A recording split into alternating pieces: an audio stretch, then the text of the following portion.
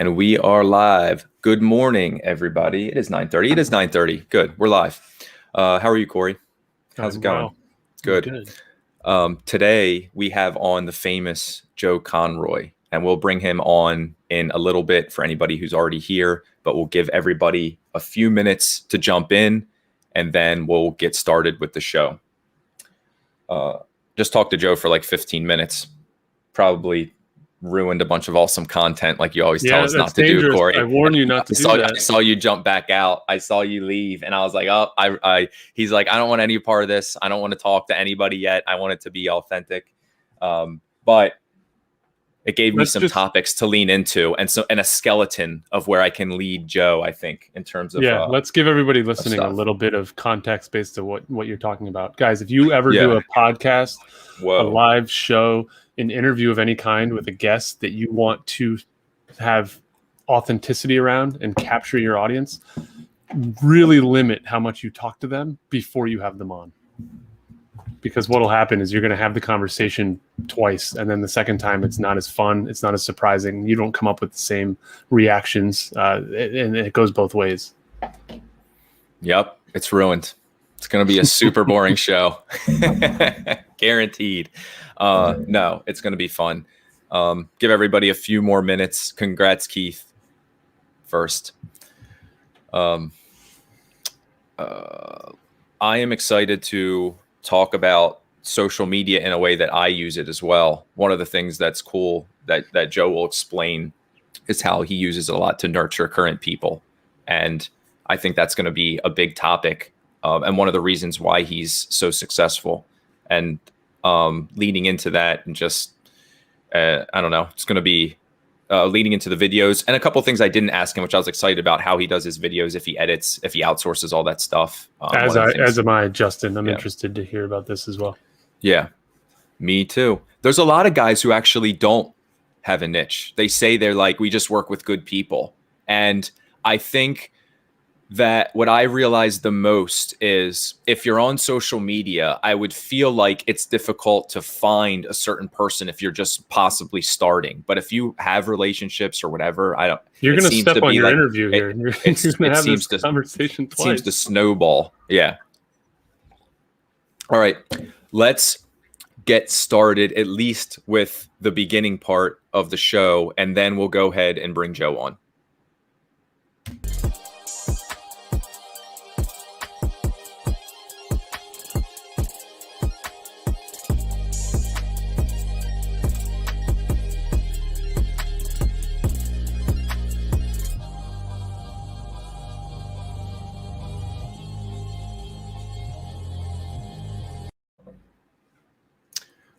You still think we need a new intro? I think it needs to be longer. Okay. Mm-hmm. Does it bother you every time you see it?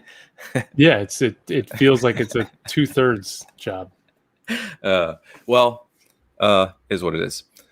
So today, for anybody who hasn't been here, we have on Joe Conroy, who is doing his most important interview of the day right now.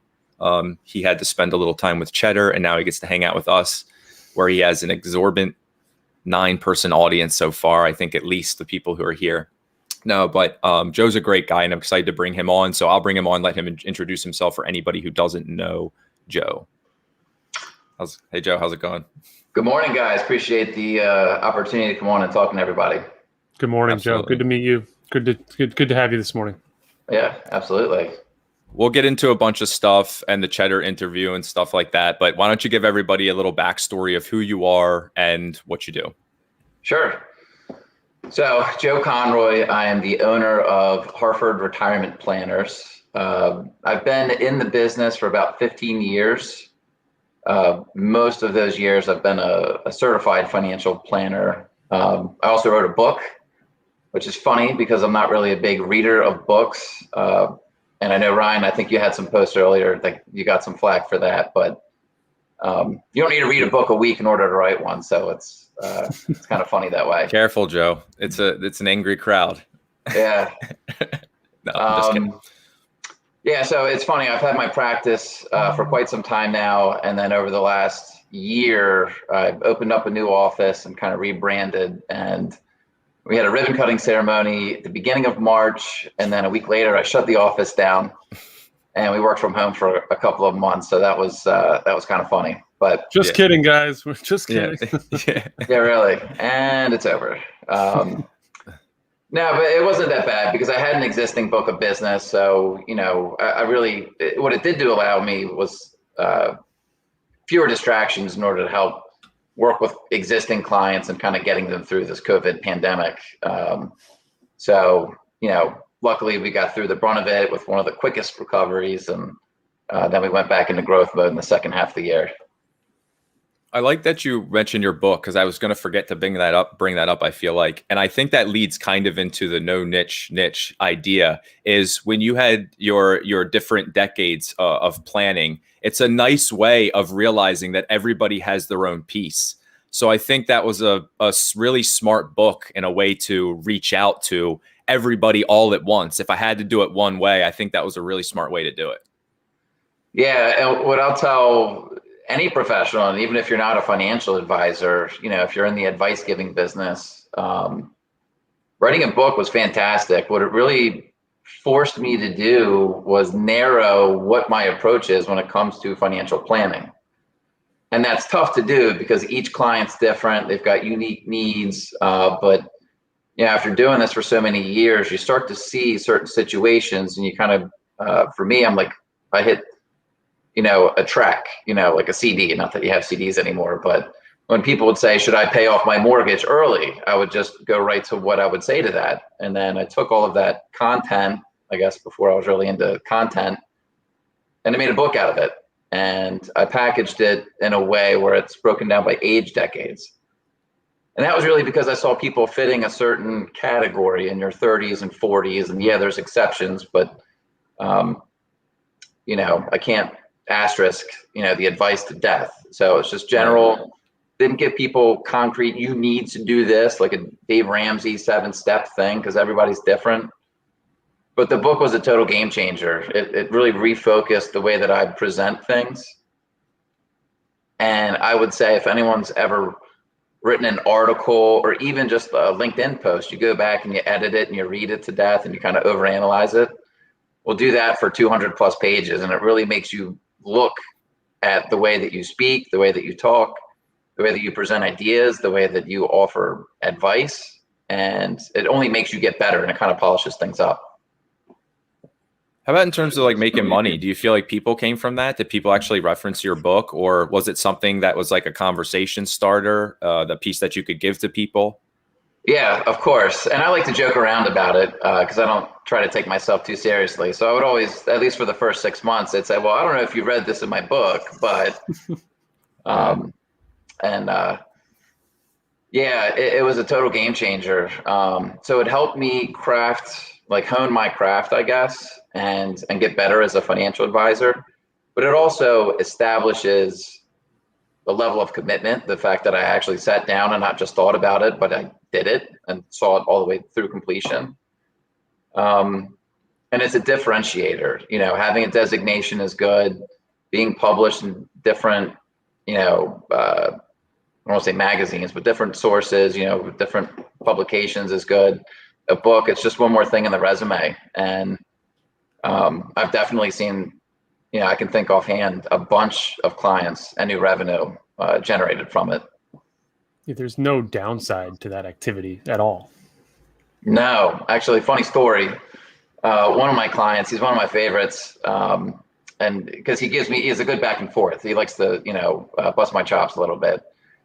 He said, Joe, I have a question for you. I consulted the book, I keep it right in my bathroom. And I was like, oh, geez, so then we went into the question. And then a couple of months later, he said, Joe, I have a question for you about XYZ. He said, I consulted the Bible. I keep it right next to my bed. I said, well, hold on, time out.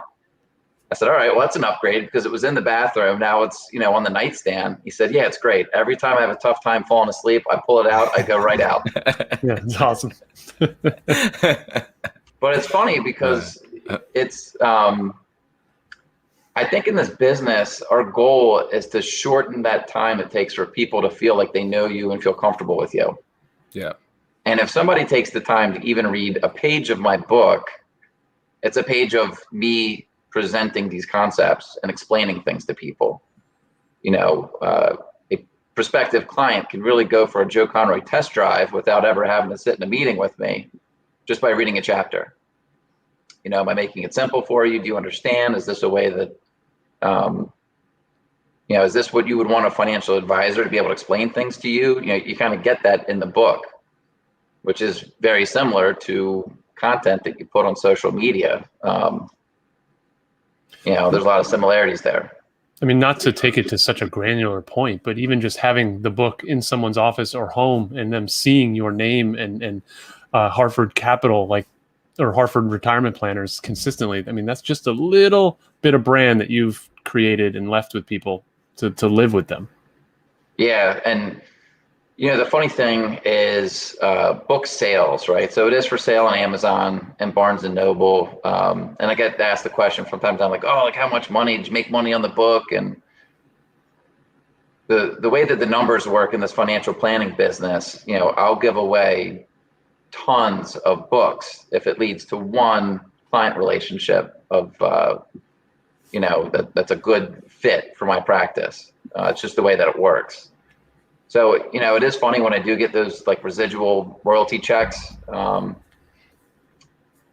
don't know. I just kind of laugh at it. It's not anything that's going to change, the way that I live my life, but it's not really about that. It's about, being able to put out establish some type of authority that you're a thought leader, and you've got enough to say about a certain topic that you can fill a couple hundred pages. Yeah, I love it. So you got a second book coming? Not yet, but I would have said absolutely not. That's crazy. When I wrote the book, so anybody that is watching and interested, feel free to direct message me, because I had a great editor that helped me kind of put everything in place, because I'm a financial guy. I'm not a writer. I'm not an editor. I don't know how to distribute this stuff. So it was a really good match and a good fit. But I had 2 kids at the time. My youngest was 9 months old. The most I'd really written up to that point were a couple of articles for local places like Baltimore Business Journal. And I was like, I'm going to sit down and I'm going to write this book. And, it's kind of like the way that you eat an elephant. It's really just one bite at a time. You don't look at it as a 200-page project. Look at it as one page or one chapter. My goal would be to read, or rather write, a small piece and a small piece and a small piece. And you'll edit it and kind of fit it together later, but just get it out there, get something on paper, so to speak, and you can figure it out, and polish it over time. Yep.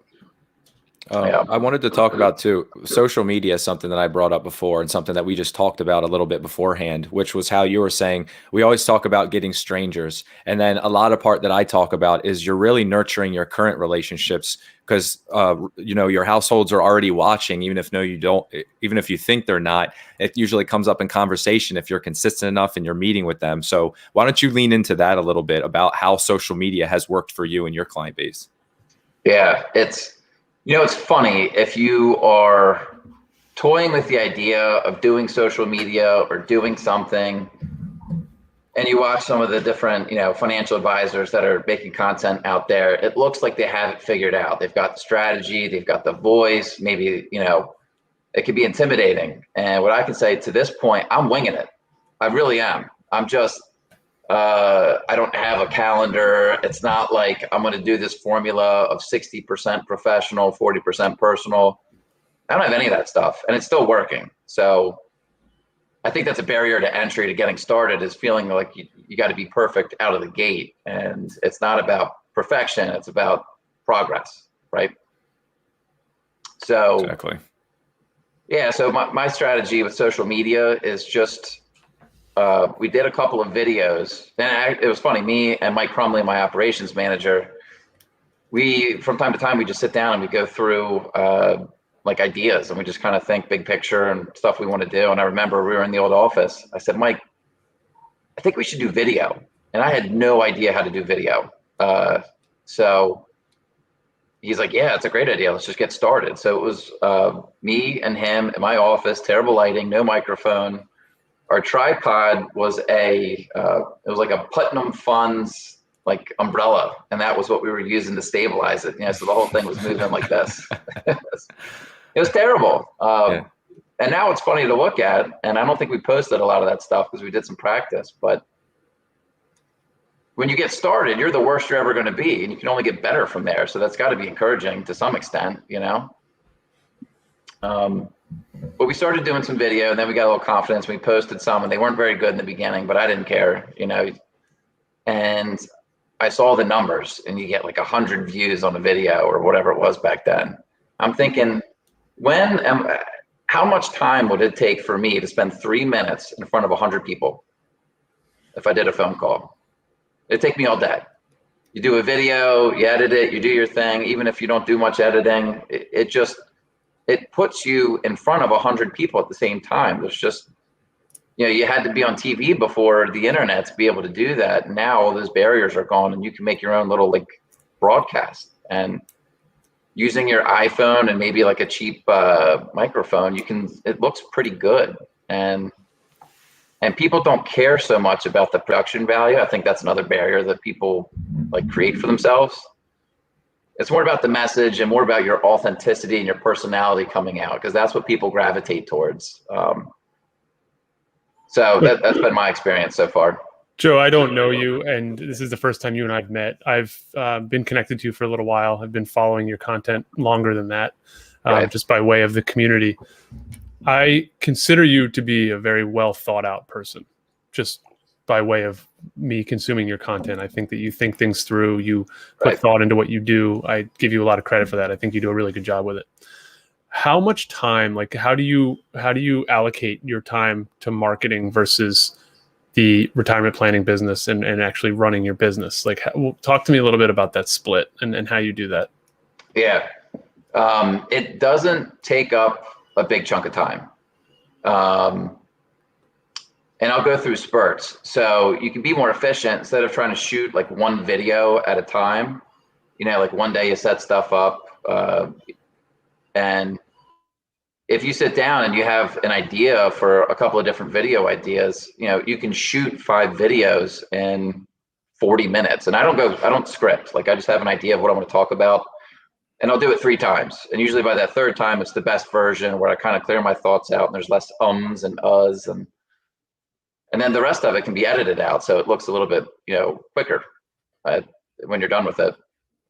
But some other things that I've done to kind of make my life easier, I use a camera. So I have a Canon M50, so I don't have to reset stuff up. In my office, I actually put the corner of my office is the little studio. So if you did watch the Cheddar thing, I'll post it later. So if you see it, that's a static set, I guess. And if 2 years ago you would have said, Joe, you're going to build a set in your office, I would have said you were crazy. There's no chance that's going to happen. Here we are. What made you decide to do that? Why'd you decide to do video? Because everybody else was doing it. So I figured I'll get and what I saw was, Corey, to your point, I saw a couple people doing video, and I said, I feel like I know them, and I don't know them. I have no idea who they are. I've never met them before, but I have through this community that's been created here, and I feel comfortable with them. I feel like, in order to do business with somebody, you have to be aware of them. You have to know them, trust them, right? You got to like them, trust them. So you can get that awareness and that likability, unless you're a complete jerk. That's what the video and the content can accomplish. And then you get opportunities to talk to these people that you wouldn't have had otherwise if they didn't see your face a couple of times, over the course of time. I think that's huge. What you're saying there is we're eliminating this, that first impression that we have to have with clients and everybody out there. I feel like I could message you, I could message 24 others, 3 dozen others within the community that I've never met at all. And I would feel comfortable having a conversation with them just by way of me being present in the community and then them being present in the community. We've knocked down those first 2 meetings already. Right. Yeah. And I've had a lot of conversations with people through LinkedIn, and it sounds cheesy, but it is true. It really is. You make these connections, you kind of follow along with people over time. And then when you get on that Zoom call and you're talking to them, it's like, you're getting together, I don't want to say long lost buddies, but it's not like you're complete strangers anymore. Which is great because you get right into the meaningful stuff, right? Like the good conversation, not just the pleasantries. Hey, how are you? Get to know you kind of thing. And those deep conversations, or the deeper ones, are ones that have more substance and more meaning, right? So it's kind of efficient way to do networking beyond your geographic location. I had a conversation, so I had coffee with somebody that I met through LinkedIn, and they're in a different part of the financial services industry. And this is when I knew video was a thing. He said, we were getting coffee. He said, Joe, it's funny. I've watched your videos. I feel like I know you. Mm-hmm. And I thought, well, if someone's going to give me their life savings to help plan their financial future for the next 3 decades, you got to feel like you know me, right? You're not just going to give your money to some stranger. There's got to be that trust. There's got to be, you got to get to those trust points quicker. And that's what video does for financial advisors, at least. Look, Joe, I mean, Ryan and I just got a private DM while we're on the show right now. Joe Conroy is about as good as it gets. He's real and not full of BS. I think most people would miss that he isn't flashy and just delivers a terrific message. Like the fact that, and you've probably never met the person who sent that message to us. And it's so neat how what we're all doing within this community is we're creating relationships with each other, but we're creating relationships with those that we want to work with as well. Right. And I'll tell you, one of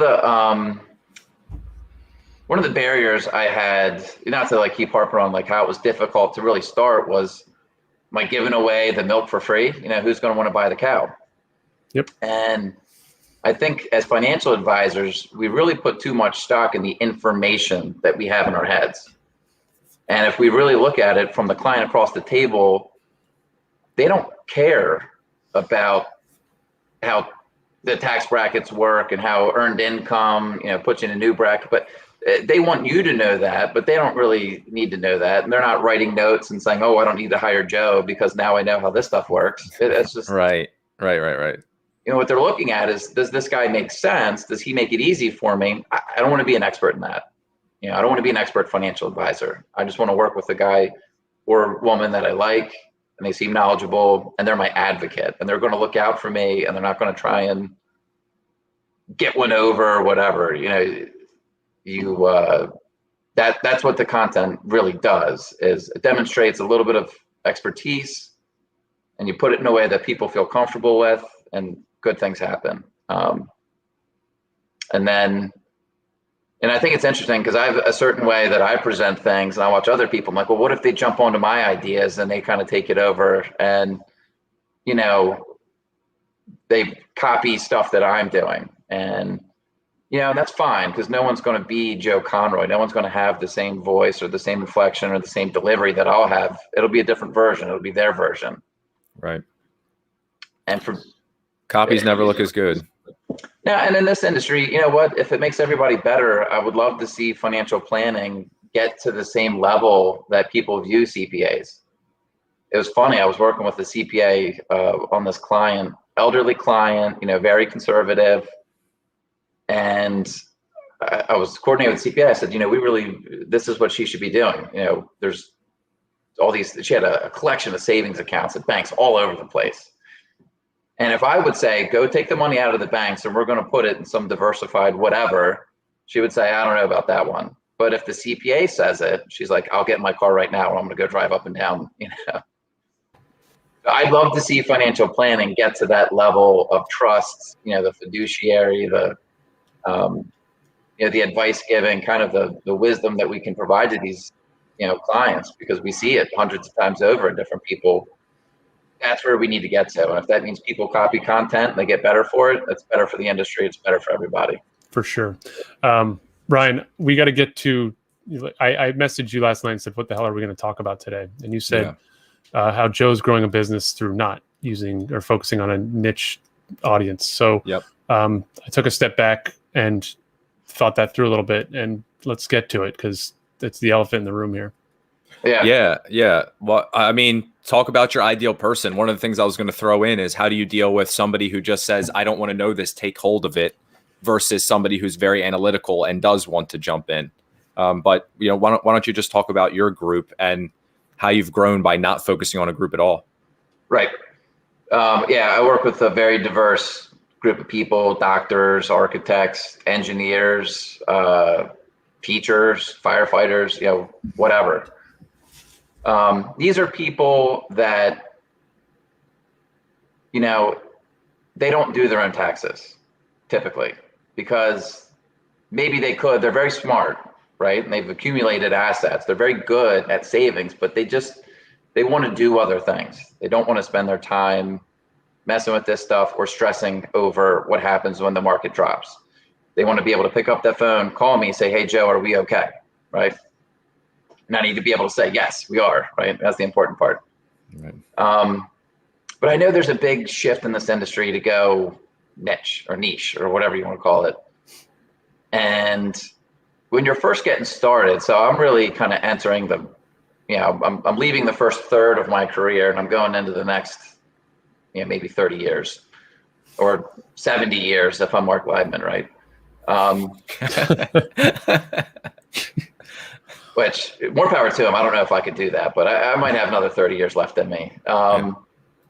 You're limiting yourself to who you think you should work for just because somebody told you need to get specific. And there's great clients. I've got this engineering doctor type guy, and if I said I'm only going to work with lawyers, well, I wouldn't be working with him, and it's a great personality fit. So I think for me, it's just people that I mesh well with, people that have the same family values, that really look at the long term, that are coachable and actually want advice, not just someone to go along with whatever crazy scheme that they're cooking up and they want me to say, "Yeah, let's do it." So I don't know, maybe I'm like the outlier, but I just never really got super focused on the type of person. It's kind of all over the place. I mean, what you said definitely flies in the face of a little bit of, or a lot of bit of what at least I and Ryan have put out into the world. But then you reined it back in, and Nick Nielsen brought up a good point. Like, it does sound like you have a niche market, which is just not specific to someone's profession or title. It's more specific to who they are as people. Right. My number one rule when I'm working with somebody, I don't work with jerks, right? And I know everybody would say that, or, want to be able to say that, but, we're in a position with the business now where we work with people that are a good fit. If I don't get a new client between now and the end of the year, it's fine. Everything's good. And that's tough when you're first getting started, because you don't have that freedom. You get that phone call from somebody, you roll your eyes like, "Oh, it's this person. They're going to, and that takes the energy out of you. So if you're not going to pick a super specific type of profession or company where, you only work with Verizon employees or whatever the case might be, you got to just work with people you like, and you can't take people you don't like, because you're not going to do a good job for them. They'll probably not appreciate it. And it's going to take all that positive energy that you can turn into momentum, growing a good fit. Doesn't mean these are bad people. It just means that they're not a good fit for you. And you got to preserve your energy and your momentum into the ones that keep you energized in this business. How do you determine that, Joe? How do you determine the good fit? Is it just your feeling in the first meeting? Yeah, and that comes with experience. You start to read between the lines a little bit better, where someone says, like, "I'm not really chasing performance," and then they talk about performance for the next 30 minutes. Mm-hmm. Yeah. Like, "I'm not going to tell you how to do your job, but have you thought about this? It's like, Oh, okay. Yeah. And that's fine. There's a lot of those out there, but not too many. And you start to pick them out pretty quickly. And it's just not a good fit. Maybe the personality type somewhere else matches up better. All right, so Joe, let's say these people are walking in the door. That's a good problem to have. You've got enough people coming in to sustain the business. How do you then? This is why I'm a proponent of a narrow focus for many people. How do you not speak in plain vanilla to the whole world? Like, how do you get someone's attention by speaking to everybody? Yeah, you got to solve one problem then. So if it's not one specific type of group, what is their one problem? And then just hammer down on that one problem, and you're the person that can solve it for them. And I don't know how effective I am in that communication, but the one problem is I don't have time for this, and I want to be secure, and I want to do other things with my family, whatever it might be. Can you take this off my plate? That's what I do. And there's a lot of different ways that we do that. You make videos and content and everything else, but at the core of it, that's really what we're doing for people. And yes, we have access to, research and all the tools and things behind the most clients on the other side of the table nod their head when I talk about, but really kind of glaze over. So solve one specific problem. Now that one problem might be specific to Verizon employees. Maybe they've got, stock purchase plans where they've got a specific set of problems. But I think maybe that's the niche. You got to solve one problem for people, be really good at it. And that might be for one type of person, or it might be one problem that a lot of diverse people share collectively. Yeah, I like the focus, because it seems like you're just you're focusing on delegators, and then you hone in on your message of saving them time, because that's the reason they are who they are. They're handing things off, and then you create that relationship where they can have the trust in you to get started. I've always found that that's the best people to work with, really, is people like, here, take this. Right. You can educate them as much as they want, but at the end of the day, they're just like, this is why you're doing it. You can tell they don't attach to it as much or even care. But that's the people who appreciate you as much, because they're completely delegating and trusting you with something they don't understand or want to understand. Right. So we got, I always like to break down stories, and I'm a big analogy guy. If anyone I'm connected to, I'm sure knows that. We got a screened-in porch done on the back of the house not too long ago. And I'm out there with Barry the builder, and he's like, Joe, we're going to have a bastard roof because the angles of this or that. And I'm nodding the whole time. I'm like, yeah, all right. What? Yeah, I don't know what's going on. I've never built a roof before, but it sounds good. And hey, give yourself a little credit. You've got to work. I see you working with wood on the weekends. I know you know your way around the shop a little bit.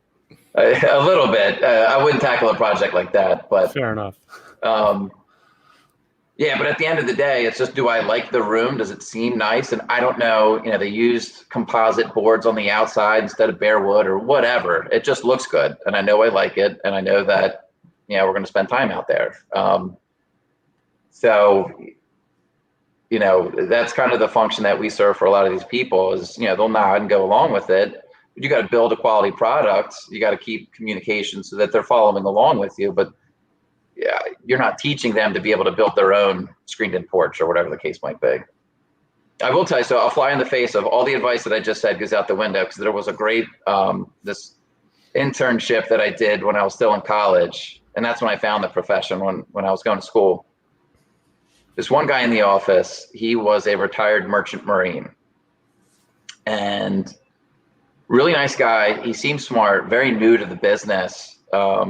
But he knew a lot of people in the Merchant Marines, and I guess that profession, and I might be totally wrong with this, but they're always out to sea, and they might have a house that they spend a few months a year in, but they're really kind of nomads. They gravitated towards this advisor, and once a month, the guy was getting like a $1.5 million, $2 million rollover from Merchant Marine people, because that was his niche, and he was killing it. And it was just money was rolling in, and he was managing these people. They spoke the same language as them. So I think if you're a second career person, you could absolutely see a deep dive into that type of demographic. This guy did very well with it. But if I tried to talk Merchant Marine speak to Merchant Marines, they would say this guy's an imposter. He doesn't know what he's talking about. So, but if a good Merchant Marine, a good human comes in the door, you're on good. And a lot of my business is referral based. So it isn't until recently that I've had cold leads. There's been some kind of a 1 or 2 degree separation from the clients that I work with. So, that probably points to the consistency of personality types, I guess. Where I'm getting a lot of like-minded people because they're coming from like-minded people who I'm already really connected with and working with. Yeah. Yeah. Something said too about you getting a referral from somebody. Let's say they decide to look you up, then they find your video. I can't think of 2 more powerful things than from somebody you already trust telling you work with this individual and you should go see Joe. Plus they get to see you and they get, if you're all like-minded, they get the vibe from you right away when they step in. Like you said, you get right to the meat of the conversation because you're just connecting already on that level. Right. Yeah. And, the funny thing with putting yourself out there in any sense, whether you're writing an article or you're doing a LinkedIn post or you're putting a Facebook video out or whatever it might be, I think there's a lot of aversion to it because there's the fear of invisible rejection. What if somebody reads this and they don't like what I have to say, or they think my video is not good, or they don't like me? What I would say to that is, well, if they don't like whatever you put out there, they weren't going to like you in person anyway. So why don't you just get to that more quickly? And that kind of weeds out the not good fits, and you never really see the rejection. So,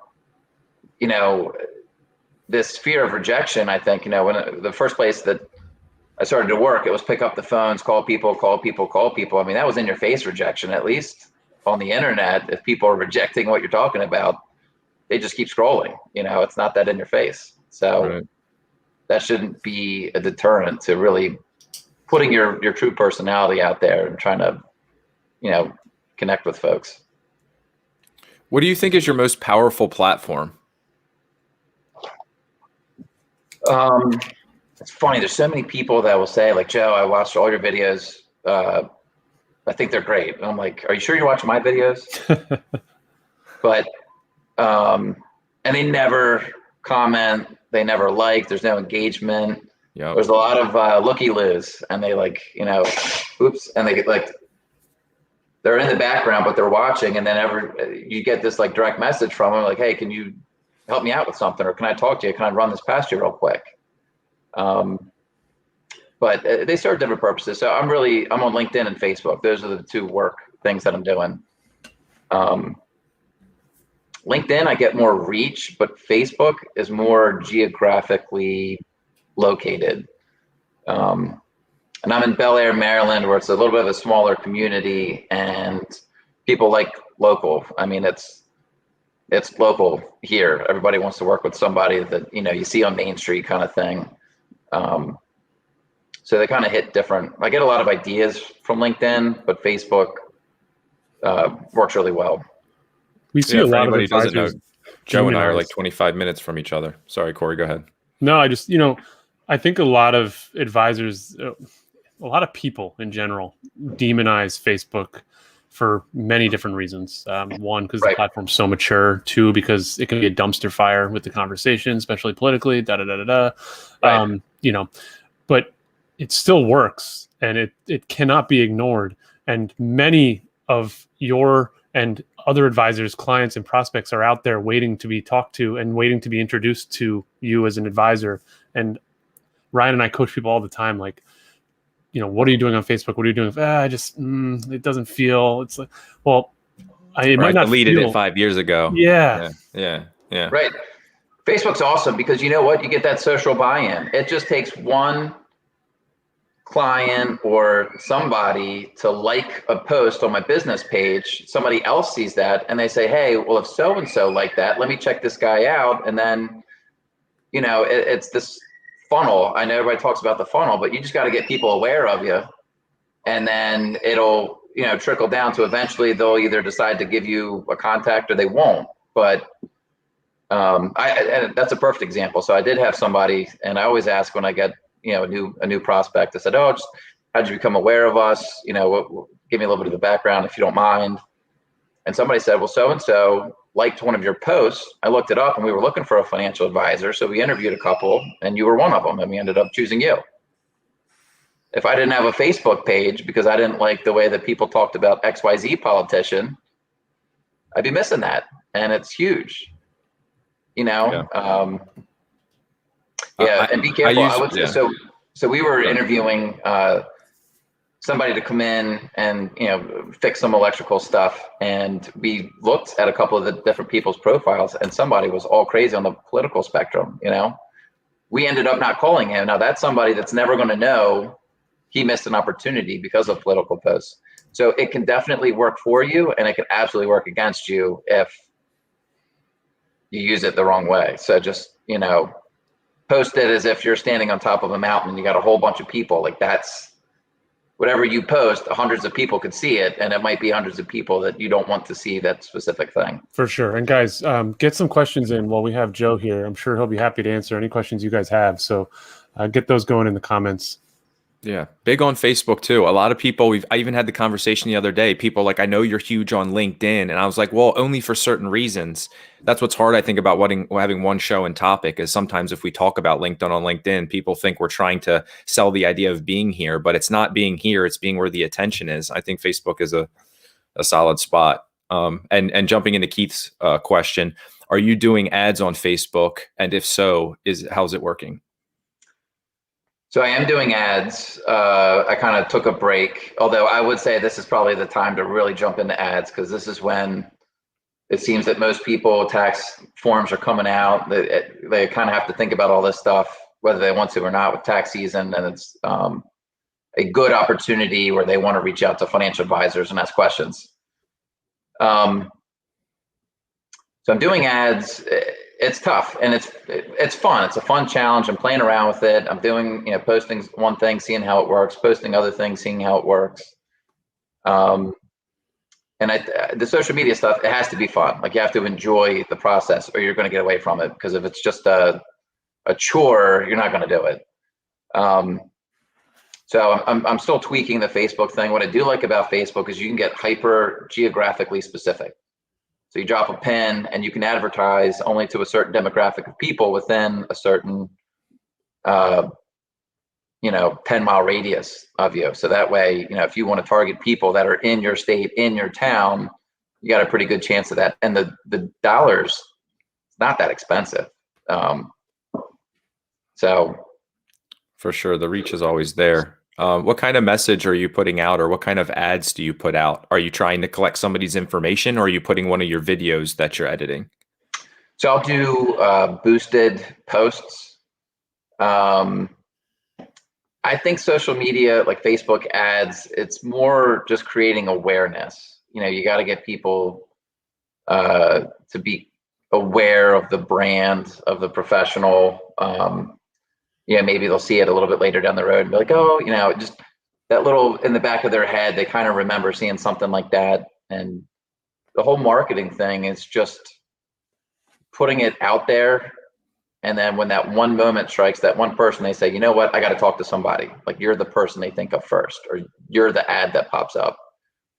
I did have an opportunity with a couple, and it was a Facebook ad. I don't know what it was. It might have been like a picture that I boosted or just a post or something like that. And they were like, we've been thinking about talking to a financial advisor, and your thing just popped up. We saw that you were local, so we clicked it, and then we scheduled a phone call.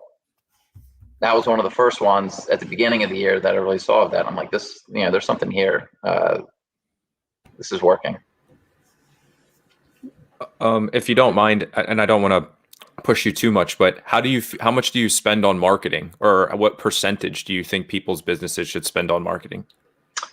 So I do, besides, we're talking about a lot of social media marketing, but another one of the things that I really like to do, and I've done for years, is client events. This was a tough year for that because getting 20 people in a room together would be frowned upon. So for sure. So I had to pivot. So that's probably where most of my marketing budget goes, is just deepening existing client relationships. But it's nothing crazy. I would say, and it depends on the revenues, but a good rule of thumb is what, like 10%, 5 to 10% to go into marketing. Yeah. And maybe if you don't have 5 to 10% of your budget, put 5 to 10% of your time or make time to put into marketing activities. The thing I've found with marketing, and I saw this from an advisor that I used to work with, and he was always thinking of different ways to market. And it didn't necessarily mean that each one was successful, but the more that you think about it and the more you're proactive in doing it, eventually something is going to work. So just getting in that mindset, doing that activity leads to success. And you can't just do something once and give up on it. You can't make one post on LinkedIn from your home office, like canned content, and be like, LinkedIn doesn't work. This is terrible. That's never going to work. You have to be consistent, be authentic, and just keep trying stuff. And just the fact that you keep trying things, eventually something's going to work. One of the things too, if you don't mind, I guess to sort of end with is of your client events. That seems to be something obviously you're really focusing on. I'm not sure. I can imagine a lot of people aren't doing that. What do you think is what does that create? What kind of relationship does that create? Is that an event that people look forward to every year? Are you bringing everybody all in? And what does that do for your business? The client events can be stressful because it's the what if nobody shows up fear. I think that's probably the big one that people have. They don't have to be big. And quite frankly, they shouldn't be too big because you want to be able to spend quality time and have a conversation. And if it's only an hour or two, you're not going to be able to talk to, 80 people at once. The most successful, my client events are nothing market related. So I've done a couple of like market update dinners, and I think, it was fine, but it didn't have the feel of what I was looking to accomplish with them. So I try to do something outside the box. And I think 2021, when people are feeling more comfortable, they're going to be itching for experiences and getting out of the house and things to do. So doing something that's unique, something that they're thinking, I wouldn't necessarily think to do this on my own, but that sounds pretty cool. And making sure they feel comfortable. If they want to bring a guest, they can, but there's absolutely no pressure. If somebody comes along that's a potential prospect, that's great, but that shouldn't be the primary focus, where you got to bring a friend in order to get a ticket into the, you're missing the point. The point is deepening the relationship. One of my most successful client events is a glass blowing client event. And I ran out the space locally. There's one actually probably not too far from you, Ryan. It's a glass blowing studio. Everybody goes there, couples, singles, whoever, bring your adult kids. You don't want to bring little kids because the furnaces are 1200 degrees, but everybody gets to make something, and it's a conversation piece. You get to be able to talk about what's going on. It's a good icebreaker, and it's fun. And it really relaxes people. And I don't spend 1 minute talking about ETFs versus mutual funds or, Roth conversions, all of that stuff. Save that for the conference room. It's just having fun and getting to know people on a deeper level. The importance from a business standpoint is the better you know your clients and the deeper those relationships are, you're going to be able to give better advice because you're going to know their nuances a little bit more. You're going to pick up on stuff that's important that you might not know otherwise. Yeah, I love that. One of the biggest things we're thinking at too is doing an in-person event. I think in whether we were trying to do it later this year or something at some point, trying to figure that out. So here's a question real quick. Do you charge for client events?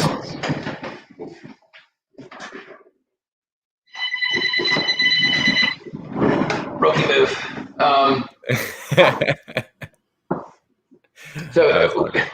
Yeah, we got a house phone. We're like one of like 3 families in the entire state that has a house phone in case my kid needs to make an emergency call. Do I charge for client events? No, I don't charge. I don't have anybody pay. I feel my personal preference, if my financial advisor said, hey, here's a great client event, just give me $20 for it. I couldn't. Yeah, I didn't want to say anything, but I couldn't imagine charging somebody. But here's the one big thing that you got to a minute ago, Joe, and that I think about all the time that people miss on. Create the event or the experience that you yourself would actually want to go to. And wow, what a surprise that other people also want to do it. Right. Yeah. We overthink things. Don't overthink it. Yeah. If you want people to come to your event, make an event that people want to come to. Absolutely. Do I want to come throw axes and drink a few pints of beer with you on a Saturday afternoon? Yeah, that sounds like something I would be interested in. Do I want to come to your office and hear about the market on a Saturday afternoon? Probably not. Nope. That's what they pay us for, The client events are great. And, start small. It doesn't have to be some big blowout event. Doesn't have to be super expensive, And I think what you're going to find is the person that's managing your life savings, people really want to get to know you a little bit more. They want to know who you are as a person, not just as an advisor. So they'll want to come because they like you. If they're working with you, they already like you. They want to get to know you better. You want to get to know them better, and you do something fun, you know? It's a win-win. So yeah, for sure, Nikki. No, thanks for the question. Yeah, and I didn't mean that to come across any way other than.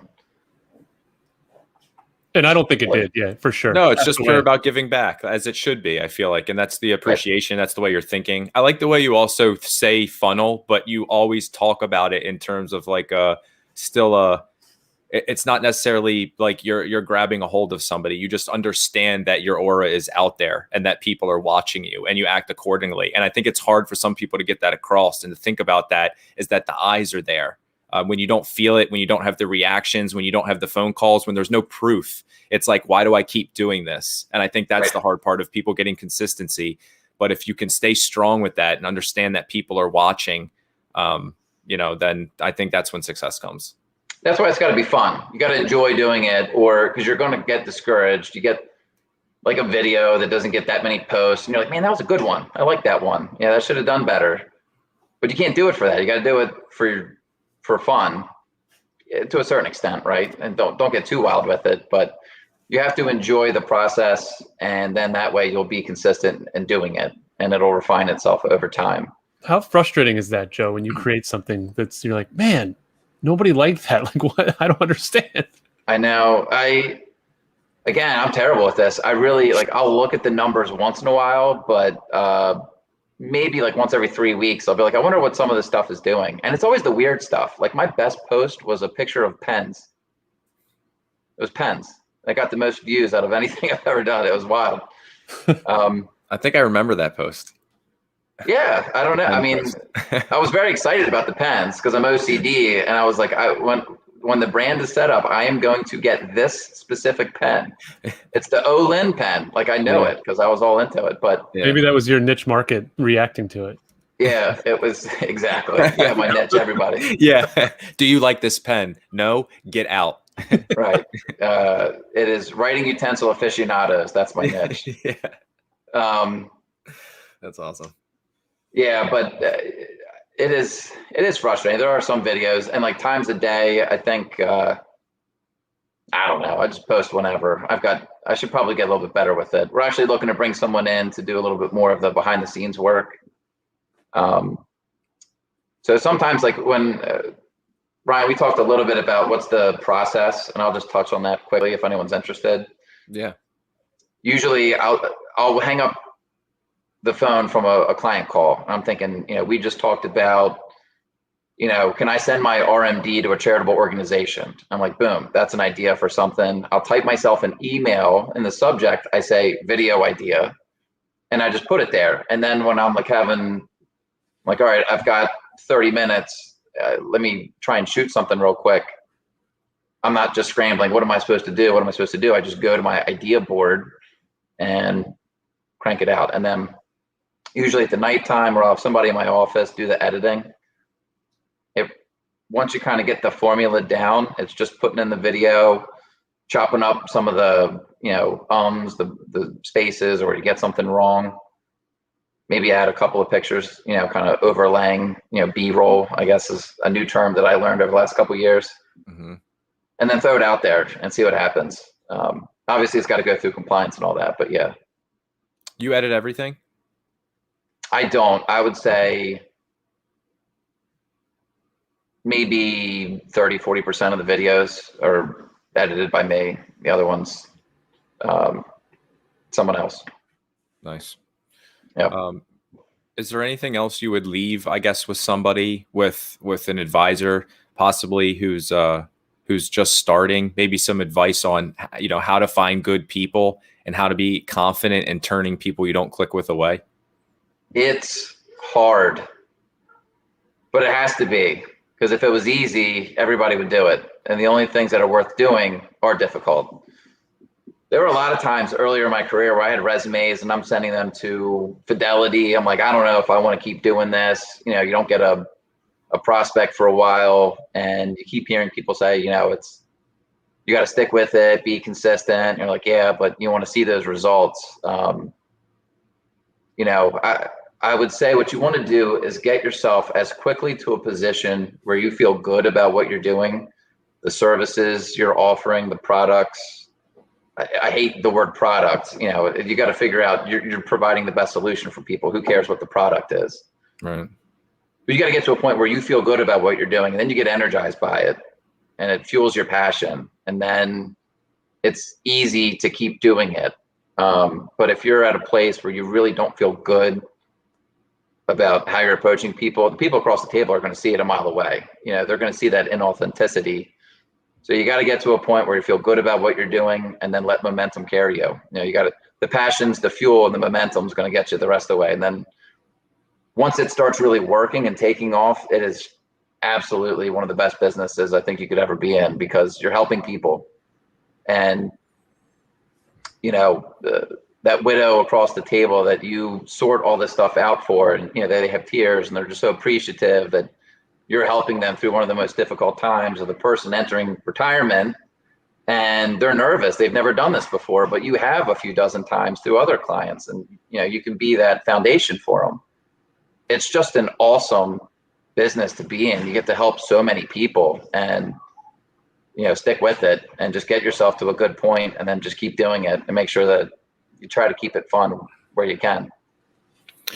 Love having you on, Joe, to be able to talk a little bit about, I feel like, the dream, which is kind of just, working with good people, making good money, and being able to continue to do that, and watching the business kind of start to snowball. I think it feels like you're pushing uphill and still starts to feel like it's going downhill a little bit. And it's nice to see, I think, give advisors and give everybody hope, myself included, just seeing what it's like to get there and what it feels like, and something worth fighting for, because it is difficult to go through that process. But you're right, when it's going well, it's a nice mixture of being able to help people, enjoying what you do, and spend time with your own family. And there's not many careers that give you all of those. So I think it's worth it to deal with a bunch of crap in the beginning to get there.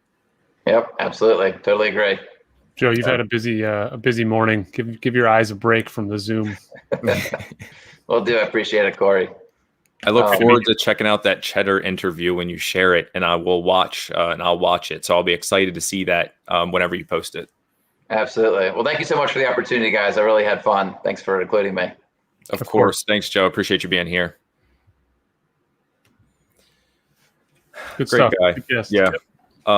Always love bringing on, obviously, good advisors that we all see on here, that everybody, I think, looks up to video wise, producing content, but you realize that everybody really is winging it. I mean, we're doing the same. We just create systems in between the chaos. So it's like you try things and you do things, and you realize one idea is worth making a system out of, and you just keep going, but you never know what's going to work unless you try it. So that's what I realized. It's really systematized chaos is what marketing is. And you kind of have to feel uncomfortable, always feeling a little uncomfortable, like there's no X equals. And I think sometimes that's hard for the analytical types, sometimes for the advisors. And I think that's why some people grow so big, is when they're high level, able to delegate. They don't think as much about that. They're just running.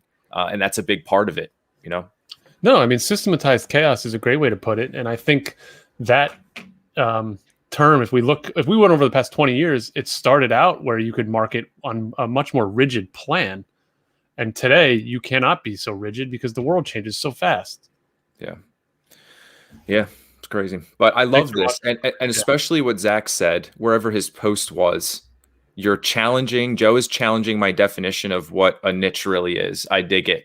Exactly as he was saying that, I'm sure a lot of other people felt the same, because I felt that too. When I started thinking, like, I wonder what this really means. I thought it could be engineer or something like that. But now I'm thinking you can hone in on a personality, because at the end of the day, even if you did have a bunch of engineers, they still have to fit personality wise. So I think that personality is big at the end of the day. And that's why I think putting out content is so important. Finding those like-minded people, regardless of where they are, at the very least, they're going to be like-minded. So I think that's a good start. Well, yeah, let's expand on that too. We have a niche, which is financial advisors. And we also have a particular set of firms that we prefer to work with versus others, but we're not turning people down based on where they are in their career, where they are in their life cycle of their business, and where they work. True. We probably should. No, I like working with everybody. I like the different stages and how we can help somebody just starting, somebody who has grown killer through seminars, but now they realize they want to do more marketing. They both have fun and different goals that I like working through. Growing business is growing business. We're growing it from the start up, so I like helping other people, or from the ground up. So I like doing that, as well as finding somebody who's established with a bunch of opportunity is fun too. So it's been an interesting ride. I'm excited to keep doing it. And as always, we appreciate you guys for being here. Appreciate Joe who hopped off, but appreciate Joe for being here. And look forward to our guest on Friday, who will be Charles Freeman. Cool. Cheers, guys. Thanks for watching. See ya. Charles is going to be a good guest. I don't know how all the advisors, I guess, feel about a certified financial analyst. We'll see. An economist. I think everybody looks at like where the market can go as sort of everybody's just guessing, but. I love hearing Charles' insight and having somebody who to me feels like an expert in that area. I think will be fun conversation to at least talk about. Well, I mean, I'm sure advisors are interested in that. That's like me spitting in the face of a social media analyst who analyzes data all day long. Yeah. I mean, I still have to appreciate what they're doing. Especially because one of the big points, and why I said, as we title it, we'll figure it out, but why I said what I say. Bubbles, bears, and Bitcoin was because those are kind of some of the hot topics. And what I was thinking of going where people will see tomorrow is having, the overvalued investments right now, and seeing the tech industry and what he sees. He's, everybody's swearing we're in a bubble of what it looks like, comparing it to 2000 and things like that. And why that's so important is because it leads into bears, which is, just what I'm talking about, the bear market of when you're investing for people in the distribution phase. So I think if over the next 2 years or the next year and a half or something, somebody really thought the market could eat crap, where would you put somebody, versus over the last 10 years, it's just been doing really well. So it's just nice to have an analyst perspective from that too. Nobody knows. Like, I laugh at that. Nobody knows.